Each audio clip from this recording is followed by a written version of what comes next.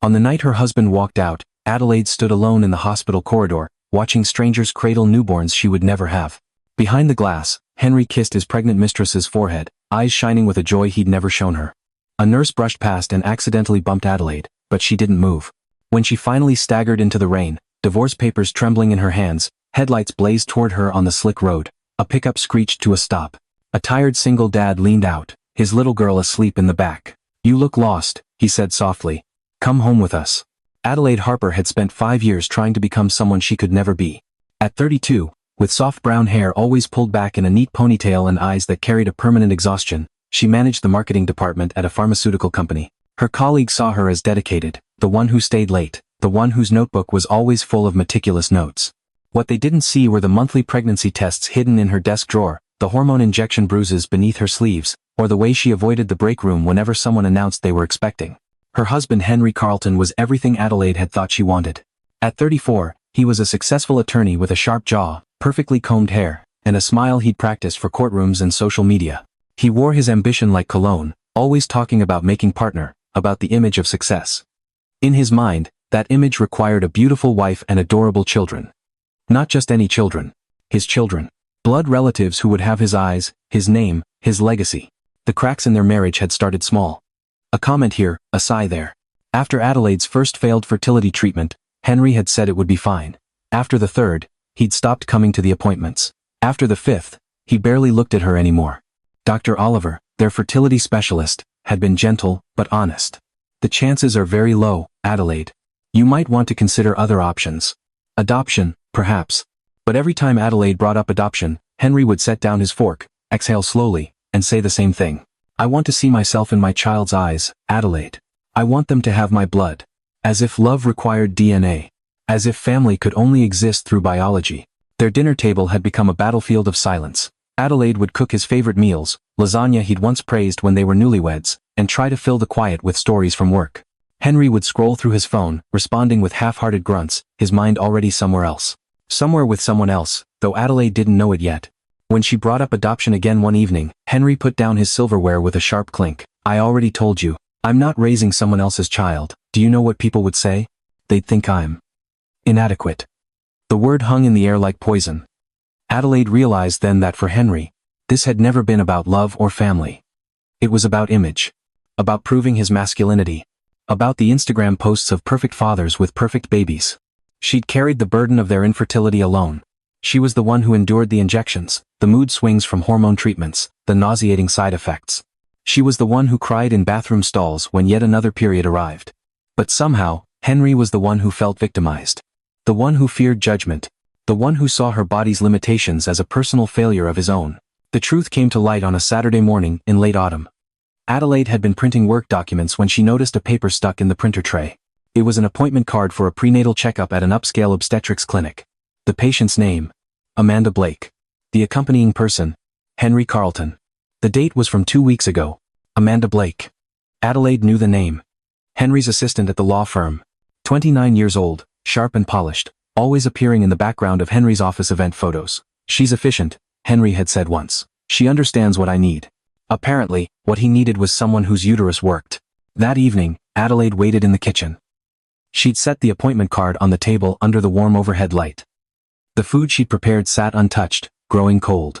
When Henry walked in and saw the paper, his face went through a series of expressions: confusion, recognition, calculation, and finally resignation. "You took her to her prenatal appointment," Adelaide said. Her voice was steady, though her hands shook in her lap. Henry tried to lie at first.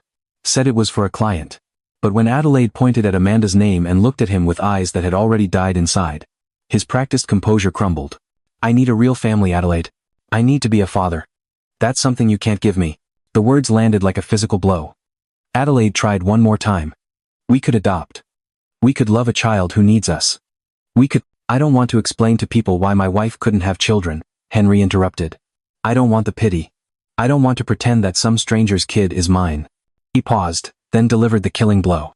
"Maybe you weren't meant to be a mother, Adelaide. Maybe you should accept that." Time seemed to fracture. Adelaide heard her heartbeat in her ears, drowning out everything else. She looked at the man she'd married and realized he'd never truly seen her. She'd been a project, a partner in his aspirational lifestyle, a prop in his performance of success. And when she'd failed to provide the one thing he wanted, she'd become disposable. 3 days later, Henry presented her with divorce papers. He laid them out like a business proposal, promising financial support if she signed quickly and quietly. "This is best for both of us," he said with the practiced sympathy of a lawyer. "You deserve someone who doesn't see you as a burden. And I need a complete family." Adelaide signed. Her hand moved across the paper like it belonged to someone else. She felt nothing. She was nothing. Just a broken machine that couldn't perform its function. The night of the signing, Adelaide found herself drifting through the city without direction. Her feet carried her to the hospital, the same one where Amanda was giving birth. She didn't know why she went. Maybe she needed to see it with her own eyes. Maybe she needed confirmation that her nightmare was real. The maternity ward glowed with fluorescent warmth. Adelaide stood in the hallway, gripping her purse strap until her knuckles went white. Through the nursery window, she saw rows of tiny infants wrapped in pink and blue blankets. Fathers pressed their hands against the glass, pointing at their newborns with pride. Mothers were wheeled past, exhausted but radiant. Then she heard Henry's laugh. That specific laugh he used for social media videos and firm celebrations. The one he'd never used for her. Through a partially open door, she saw him cradling a newborn, his face transformed with genuine joy. Amanda lay in the bed, pale but smiling, reaching up to touch his arm. They looked like a magazine spread. The perfect family. Everything Henry had wanted. Everything Adelaide couldn't be. Henry noticed her standing in the hallway. Annoyance flashed across his face, quickly masked by cold courtesy. "Adelaide, you shouldn't be here. Did you ever really need me?" she asked quietly. "Or just my womb?" Henry glanced back at the room, at his new family, then back at Adelaide. "You'll be happier this way. You won't have to feel inadequate anymore. You won't have to keep failing." He lowered his voice. "You weren't meant to be a mother, Adelaide. Accept it and move on." He walked back into the room and closed the door. Adelaide stood there as nurses passed, as families reunited, as life continued around her like she was invisible. The sound of newborns crying felt like needles piercing her chest. She turned and walked toward the exit. The rain had started while she was inside. Heavy, cold drops that soaked through her coat within seconds. Adelaide walked without an umbrella, without purpose, letting the water mix with tears she didn't remember starting to cry. She reached an intersection. Traffic lights blinked red, yellow, green. Cars whooshed past, headlights cutting through the darkness. A thought crossed her mind. Just one step off the curb at the wrong moment. Just 1 second of not paying attention. Then there would be no more pregnancy tests, no more pitying glances, no more being called broken. No more feeling like she'd failed at the one thing society told her she was supposed to do naturally. She stepped off the curb. Tires shrieked. Brakes screamed. A pickup truck, paint faded and worn, stopped inches from her knees. The headlights were blinding. For a moment, Adelaide couldn't move. Couldn't breathe. Couldn't process that she was still alive. The driver's door opened. A man stepped out, not angry but concerned. He was in his mid-30s, with a rugged face, stubble along his jaw, and dark hair that looked like it hadn't been cut in months. He wore a mechanic's jacket with oil stains on the sleeves. His eyes, though tired, were kind. "Are you okay?" he asked. His voice rough with worry. "You just walked right into the road. Are you hurt?" Adelaide couldn't answer. She looked past him into the truck's back seat, where a little girl around 10 years old slept peacefully, hugging a worn teddy bear, seatbelt strapped across her small frame. The man followed her gaze, then looked back at Adelaide. He saw her swollen eyes, the fresh mark on her ring finger where a wedding band had recently been removed, the way she swayed like she might collapse. He understood, somehow, that she was standing on the edge of something terrible. "You look lost," he said gently. "You look like you need somewhere to belong." He glanced back at his sleeping daughter, then at Adelaide. "Come home with us. Just for tonight. You shouldn't be alone like this." Adelaide stared at him. At this stranger offering shelter with no expectation, no judgment.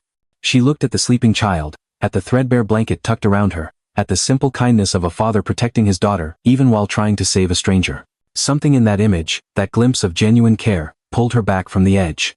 She nodded. She got in the truck. The man's name was Finn Donovan.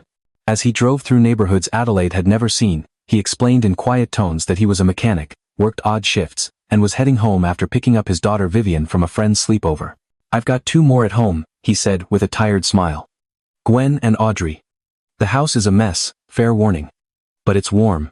Finn's house was in a working-class neighborhood where the homes were small and the paint was peeling. His front yard had a crooked fence and overgrown grass. But when Adelaide stepped inside, she saw something unexpected. The walls were covered in children's drawings. The coffee table was buried under homework and colored pencils. A stack of library books teetered on the couch. It was chaos. But it was also unmistakably a home. 2 more little girls appeared in pajamas. Gwen, 8 years old with pigtails, stared at Adelaide with open curiosity. Audrey, barely 5, clutched a stuffed pillow and watched from behind her sister with huge eyes. "Girls, this is Miss Adelaide," Finn said. "She's going to stay in the guest room tonight. I need you to be polite, okay?" Vivian woke up as she was being carried inside and immediately narrowed her eyes at Adelaide. "Is she your girlfriend?" "She's a guest," Finn said firmly. "Now all of you, bed. School tomorrow." After the children reluctantly shuffled upstairs, Finn showed Adelaide to a small room that clearly served as storage. He cleared a space, brought clean sheets, and set a glass of water on the nightstand. "Bathrooms down the hall. If you need anything, just knock." He paused at the door. "I don't know what you're going through, but you're safe here. Take as long as you need." Adelaide sat on the narrow bed after he left. Through the thin walls, she could hear Finn reading a bedtime story in exaggerated voices, the girls giggling. She heard him say "I love you" to each one, heard the soft click of a nightlight. This stranger, this mechanic with a beat-up truck and an overcrowded house, was giving his children something Henry had never given her: unconditional presence. Morning came too quickly. Adelaide woke to the sound of chaos downstairs. Children arguing over cereal. Someone crying about a lost shoe, Finn's voice trying to mediate. She descended the stairs hesitantly. Breakfast was a disaster. Finn was attempting to make scrambled eggs while simultaneously braiding Gwen's hair and helping Audrey find her backpack. Vivian sat at the table with crossed arms. Clearly the eldest and clearly skeptical of the strange woman who'd invaded their home. "Do you have kids?" Gwen asked Adelaide bluntly. Adelaide's throat tightened. "No. I don't." "Why not?" Gwen pressed. "Innocent and cruel at once." "Gwen, that's rude," Finn said quickly, but the damage was done. Adelaide felt the familiar ache, the shame, the inadequacy flooding back. Adelaide had planned to leave that morning. But when Finn mentioned he had an early shift and no one to watch Audrey until the school bus came, she found herself offering to help. One morning became two. Two became a week. Gradually, without anyone formally discussing it, Adelaide became part of the household rhythm. She started small, washing dishes after dinner, folding the mountain of laundry that never seemed to end, using her organizational skills from work to create a chore chart, which the girls loved because it had stickers and a section labeled hug time for family embraces. She drove the girls to school when Finn had early shifts. She helped with homework. She learned that Gwen hated math, Vivian loved reading, and Audrey was terrified of thunderstorms. Finn watched all of this with quiet amazement. He'd been running on empty for so long, trying to be both mother and father, constantly guilty that he couldn't give his daughters everything they needed. His ex-wife Larissa had left 2 years ago, tired of struggling, tired of poverty, tired of being tied down by 3 children. She'd run off with a wealthier man and sent occasional guilt-driven texts but never visits. One night, Audrey spiked a fever. She thrashed in bed, crying for her mommy in a way that broke Finn's heart, because she was calling for a phantom. A mother figure that didn't exist. Finn panicked, fumbling with the thermometer, unable to remember the right dosage of medicine. Adelaide took over with calm precision. She checked Audrey's temperature, applied cool compresses, called a nurse hotline for guidance. She sat with Audrey through the worst of it, stroking her hair, humming soft melodies. When the fever finally broke near dawn, Audrey was curled up in Adelaide's lap, breathing peacefully. Finn stood in the doorway, watching. His chest tightened with an emotion he didn't have words for. This woman, this stranger he'd nearly hit with his truck, was giving his daughters something they'd been missing. Not just care, but tenderness, maternal love, the kind that didn't require a biological connection. For Adelaide, that night was a revelation. She'd been told she wasn't meant to be a mother. But here she was, mothering. Comforting a feverish child, knowing exactly what to do, feeling her heart expand with protective love. She didn't need to give birth to feel like a mother. She just needed a child who needed her. Vivian remained the hardest to win over. One evening, while washing dishes together, Vivian finally spoke what was on her mind. "You're going to leave, aren't you? When you get tired of us." Adelaide set down the dish she was holding. "Why would you think that?" "Because that's what people do," Vivian said, her voice hard with a wisdom no 10-year-old should have. "My mom left because we were too much work. You'll leave too." Adelaide knelt down to Vivian's eye level. She decided to tell the truth. "I can't have children. My body doesn't work that way. My husband left me because I couldn't give him a baby. He told me I wasn't meant to be a mother." Vivian's eyes widened. For a moment, the defensive shell cracked. "That's mean." "Yes," Adelaide agreed. "It was. But you know what I learned? The people who leave are the ones with the problem, not the people who get left." Vivian considered this.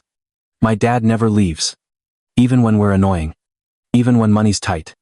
He stays. That's because he loves you," Adelaide said. "And love means staying. Do you love us?" The question was quiet, terrified of the answer. Adelaide pulled Vivian into a hug. I'm still here, aren't I? The weeks passed. Adelaide's temporary stay became indefinite. The guest room started to look lived in.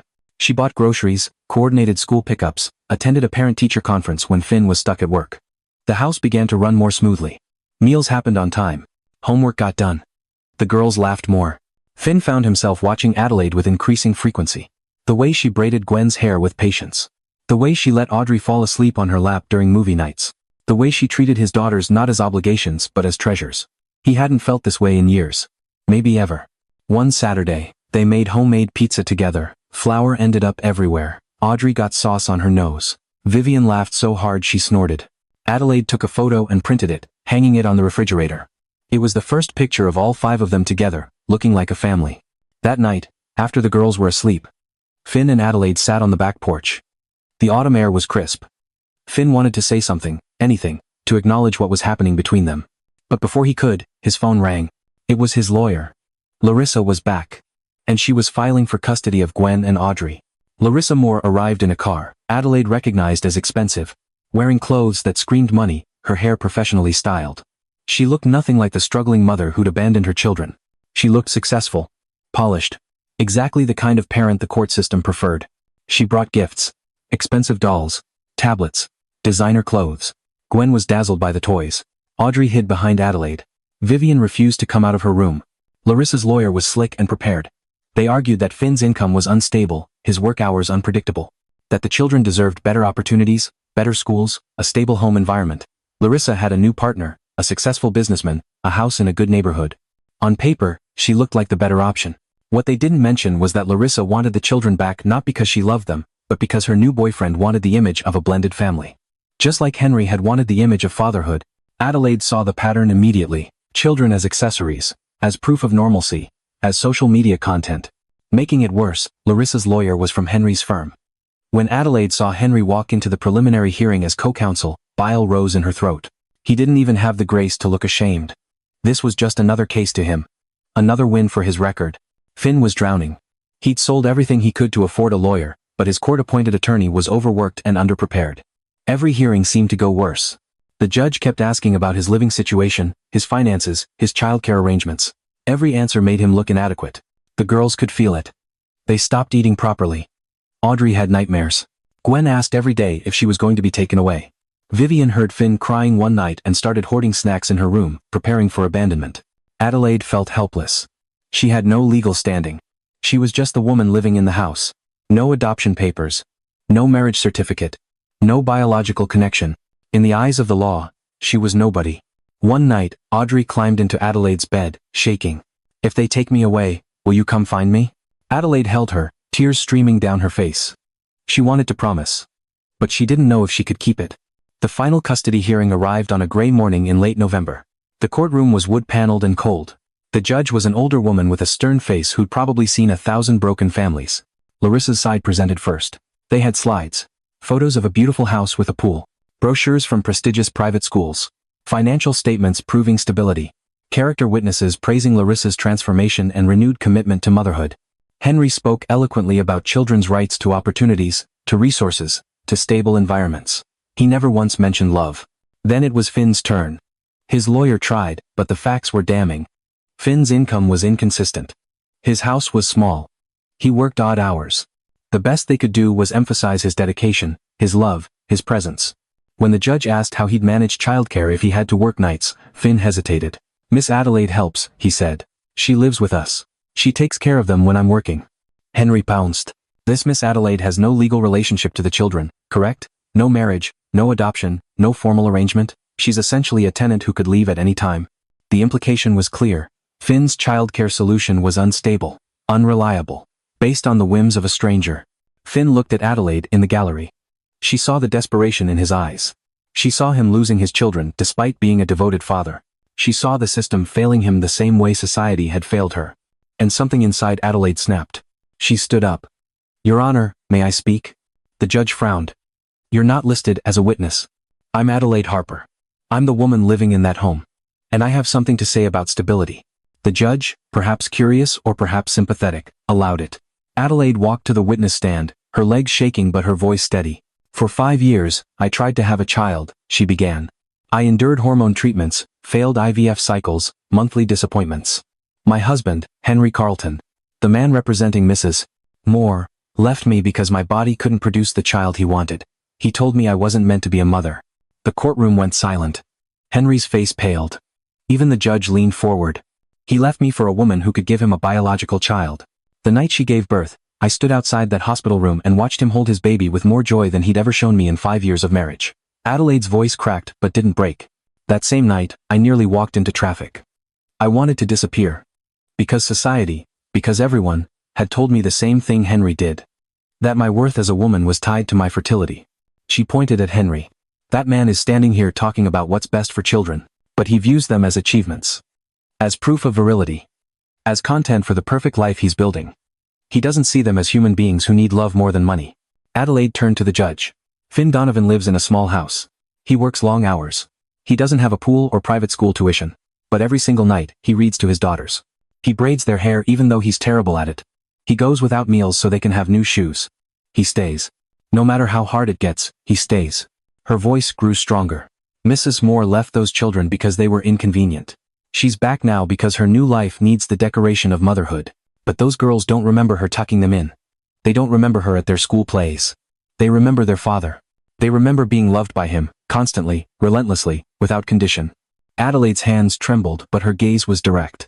I can't have biological children. I will never be pregnant. But when Audrey had a fever and called for her mommy in her delirium, she was calling for me. When Gwen needed help with her math homework, she asked me. When Vivian was scared to start middle school, she talked to me. Being a mother isn't about pregnancy. It's about showing up. It's about staying when things are hard. It's about choosing to love. Tears ran down her cheeks. I was told I wasn't meant to be a mother. But I am one. Every day, I'm their mother. Not because of biology. Because of choice. Because I choose to stay. And if this court takes those children away from the man who has sacrificed everything for them, who has been their only constant, then this system doesn't care about children at all. It just cares about appearances. The courtroom was silent except for someone in the back gallery sniffling. Even Henry looked uncomfortable. Larissa's composed mask had slipped. The judge watched Adelaide with an unreadable expression. Thank you, Miss Harper. The judge said quietly. You may step down. The verdict came after an agonizing hour of deliberation. The judge returned to the bench, her face still stern but her eyes softer than before. This court has reviewed all evidence and testimonies, she began. While Mrs. Moore has demonstrated financial stability and expressed renewed interest in her children's lives, this court must prioritize the children's emotional well-being and continuity of care. Finn held his breath. Adelaide gripped the bench in front of her. Mr. Donovan will retain primary physical and legal custody of all 3 children, the judge declared. Mrs. Moore is granted supervised visitation rights. To be re-evaluated in 1 year pending consistent involvement and demonstration of long-term commitment. The courtroom erupted. Finn collapsed forward, sobbing into his hands. Behind him, the girls who'd been waiting in a side room were brought in. When they heard the news, they ran to their father, all 4 of them crying and holding each other. Then they pulled Adelaide into the embrace. Audrey wouldn't let go of her hand. Gwen buried her face in Adelaide's side. Even Vivian, tough Vivian, whispered, "Thank you" through her tears. Across the courtroom, Henry packed his briefcase without looking at Adelaide. For the first time in their entire relationship, he had nothing to say. Outside the courthouse, Henry caught Adelaide alone for a moment. You could have a good life, he said stiffly. You don't have to tie yourself to 3 kids who aren't yours. I could help you get a fresh start. A new job in the city. Financial support if you sign an NDA about everything. Adelaide looked at him. This man who'd once been her everything. This man who'd made her feel worthless. And she felt nothing but pity. They're not your children, Henry, she said calmly. But they are mine. Not by blood. By choice. And that's something you'll never understand. She walked away. Behind her, she heard Finn calling her name.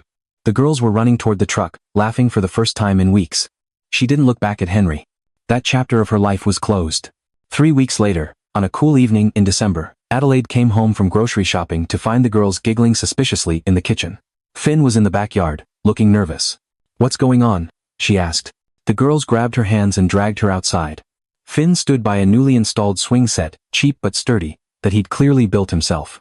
His hands were covered in scrapes from assembly. Adelaide, Finn started, his voice rough. I don't have much to offer. I can't promise you an easy life. I've got 3 noisy kids and a mortgage I barely make. But if you'll stay, if you'll let us be your family, I promise I'll spend every day making sure you never feel unwanted again. He pulled out a small box. Inside was a simple ring, Clearly inexpensive, but chosen with care. Will you marry me? Will you be their mom and my wife? Will you let us love you the way you deserve? Before Adelaide could answer, the back door burst open. Vivian, Gwen, and Audrey ran out holding a handmade poster board covered in glitter and crayon. Will you be our family forever? Audrey tugged Adelaide's sleeve. If you marry Daddy, you can't leave, right? You'll really stay? Adelaide dropped to her knees, pulling all three girls into her arms. Finn knelt beside them, and for a long moment, all five of them just held each other in the fading winter light. Yes, Adelaide said through tears. Yes, to all of it. I'm not going anywhere. This is my home. You are my family. The wedding was small and simple, held in Finn's backyard with folding chairs and homemade decorations. The girls wore mismatched dresses they'd picked themselves. Finn wore the one good suit he owned. Adelaide wore a simple white dress from a department store. But when the officiant said, "You may kiss the bride," and Finn cupped Adelaide's face with his work-roughened hands, she felt more married than she ever had in her first, expensive, elaborate wedding. Because this time, she was choosing someone who chose her back. Not for what she could produce, but for who she was. 6 months later, Adelaide was sorting laundry when she found one of Audrey's school assignments. The prompt was, "Write about your family." Audrey had drawn 5 stick figures holding hands, a tall dad, 3 girls of varying heights, and a woman in the middle with a heart drawn on her chest. The caption read, "My mom Adelaide came to us when we needed her most. She says being a mom is about staying. She stayed."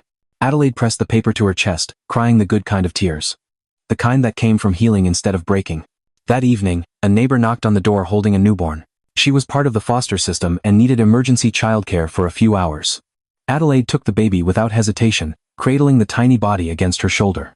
Finn watched from the kitchen doorway as Adelaide walked the infant around the living room, humming softly, completely at peace. The girls crowded around, wanting to see, wanting to help. "She's so tiny," Gwen whispered. "You were that tiny once," Adelaide said. "All of you were. Do you wish we were babies so you could have us from the start?" Vivian asked, her old insecurity surfacing. Adelaide looked at her eldest daughter, at Gwen, at Audrey, at Finn standing in the doorway, at the entire patchwork family she'd been given.